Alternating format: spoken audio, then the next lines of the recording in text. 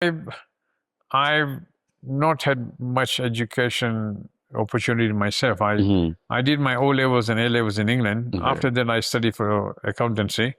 I started my first year, but then I had to work for myself and support and do part-time accountancy.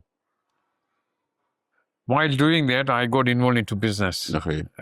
So I gave up my accountancy and got into business.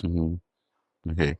And would you, and I mean, I know that most of your children at least have had a university degree. What's your general view about education and over education, especially, having PhD versus practical experience? How would you have that balanced? But I think it's important to have education and degrees as a fallback position. As a student, a young person, you must have one degree and second degree. You do bachelor's and you do master's. Then you have an opportunity of either working for the government or for private enterprises. But you need to have a basic education. In today's competitive world, minimum 2 degrees are very necessary. Okay. And your own, so, and I mean, to that now we come to the bit of succession. How are you preparing your, I mean, I've met, for example, Shina very many times at the constructions, looking like a construction worker in baggy jeans and everything. How did you get the children interested in the family business, and how are they faring? When they were young, Shina and Rajiv, I used to take them in the building sites. Yeah. While construction was going on, we walk around, then have lunch on the site, or go out after site visiting and have lunch somewhere else. And it was basically indirectly involving them into the business, molding them. Yeah. So I would advise many of my Ugandan friends to involve your children at a very young age. You don't have to show them that you're involving them, but you take them with you and let them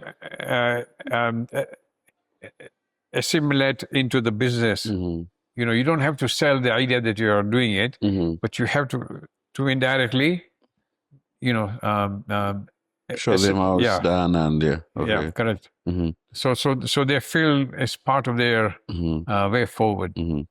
Rajiv, my late son, was going to be my successor, but unfortunately, he's said demise. Shina is taken that role.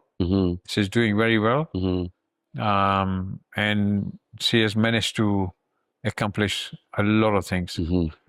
Okay, and then when you're talking to many of your friends, especially your age mates who are in business, and I seem to hear some words in the corridors that there are a lot of parents who are kind of disappointed with their children. Maybe they took them to London to study, and the children never came back, and they are not. What do you hear in terms of succession planning? What are your age mates complaining about their children?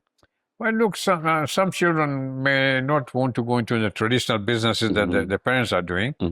You educate them, and some people want to stay in a professional life. So that's okay, really. Maybe it's not all children of all my friends will go and study and come back and join the business. Not everyone does that.